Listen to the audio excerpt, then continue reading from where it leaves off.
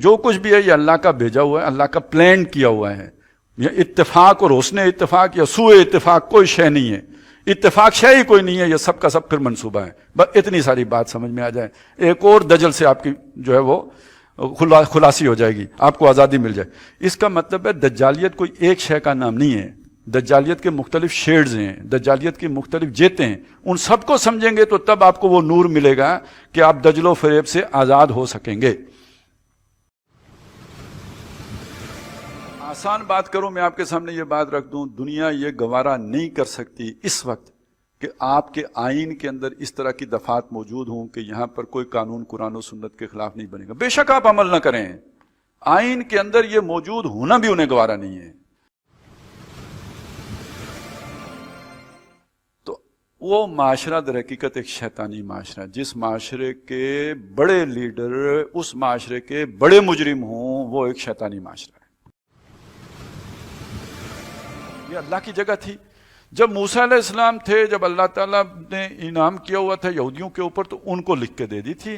اب جب محمد رسول اللہ آ گئے تو اب اس کا کسٹوڈین بدل گئے، اب وہ متولی اور ہو گئے. اب یہ امت حضور کو تو لکھ کے اللہ نے ان کی زندگی میں دے دی عالم بالا میں، لیکن یہ کہ عالم تشریع میں اس پر عمل درآمد جا کے حضرت عمر رضی اللہ تعالیٰ عنہ کے دور میں ہوا. سائنسی ترقی ہو رہی ہے. بھئی یہ سائنسی ترقی کرائی کس نے ہے پھر؟ سنیے، وَلَآمُرَنَّهُمْ، میں انہیں سکھاؤں گا، فَلَيُغَيِّرُنَّ خَلْقَ اللَّهِ، تو وہ میری تعلیم کے روشنی میں اللہ کی خلقت میں تبدیلی کریں گے. خاص طور پہ نذرانہ نہیں، یہ سود ہے پیران حرم کا. ہر خرقہ سالوس کے اندر ہے مہاجن، جو اوپر آپ نے یہ ریاکاری کا چوگا پہنا ہوا ہے، آپ بنے ہوئے ہیں شیخ، اور اندر آپ کے مہاجن بیٹھا ہوا ہے، سود خور بنیا. یہ اصل حقیقت ہے. یہ کام اگر حضور صلی اللہ علیہ وسلم اپنے ہاتھ سے کر کے گئے ہیں تو در حقیقت اپنے عالمی مشن کا آغاز اپنے دست مبارک سے کر کے، جزیرۃ العرب میں دین مکمل ہو گیا، جاء الحق وزاق الباطل ہو گیا. لیکن اب پوری دنیا کے لیے بھی تو آپ ہی رسول ہیں نا، اس کا آغاز آپ کر کے گئے، پھر اسی کی نکیل جو ہے اپنی امت کو پکڑا کے گئے. بلند ترین سطح یہ ہوگی کہ فتح ہو یا شکست، ہم اللہ کے ساتھ ہیں، ہمیں اس سے کوئی غرض نہیں ہے.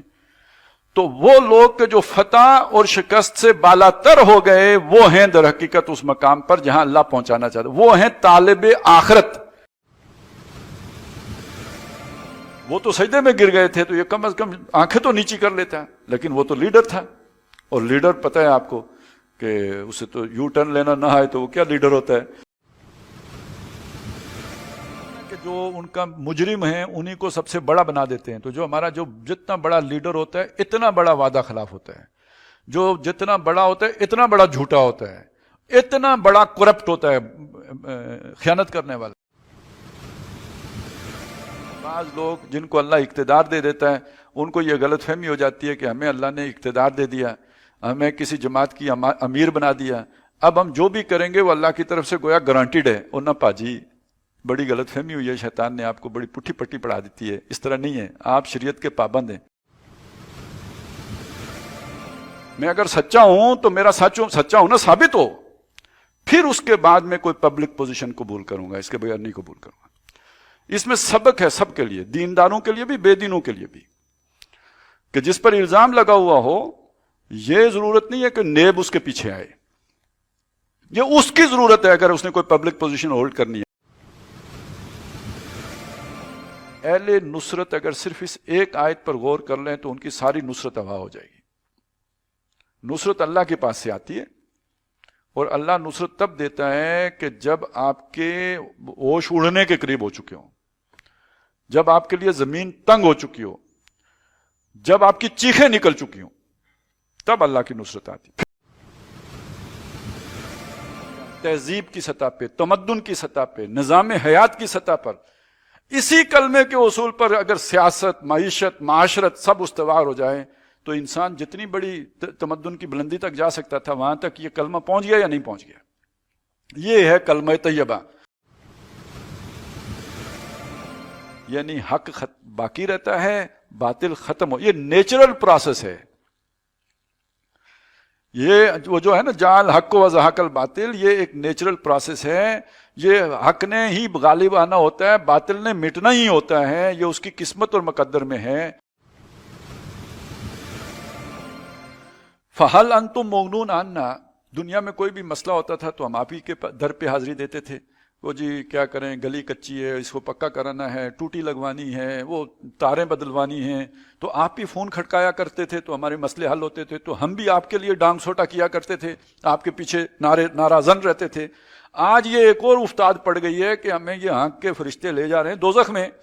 تو حل انتم مغنون عنا، آپ آج کچھ ہمارے کام آ سکتے ہو، چلے کچھ ٹمپریچر تھوڑا کم کروا سکتے ہو.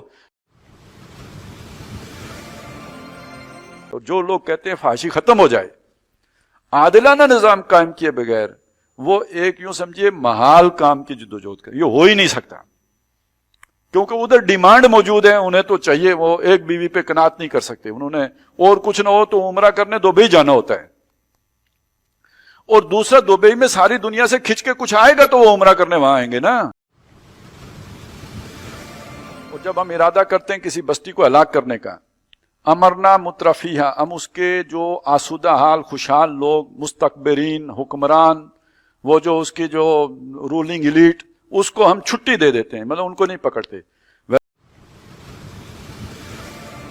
وہاں کوئی مشکل ایسی پیش آئی کہ آپ اس کو جو ہے وہ ضائع کر بیٹھے، اللہ کے معاہدے کو توڑنے کا نتیجہ یہ نکلے گا. اسی لیے پھر اللہ گمراہ کرتا ہے. اسی لیے کہتے ہیں نا نولی ما تولا و نصلہ جہنم. وہ جا رہا ہے، سیدھا جا رہا ہے، ادھر جا کے وہ مڑ گیا کسی طرف، تو ہم نے مڑنے دیا، ہم نے کہا گو جاؤ، وہ چلا گیا، اور آگے پھر دوزخی تھی اس کے.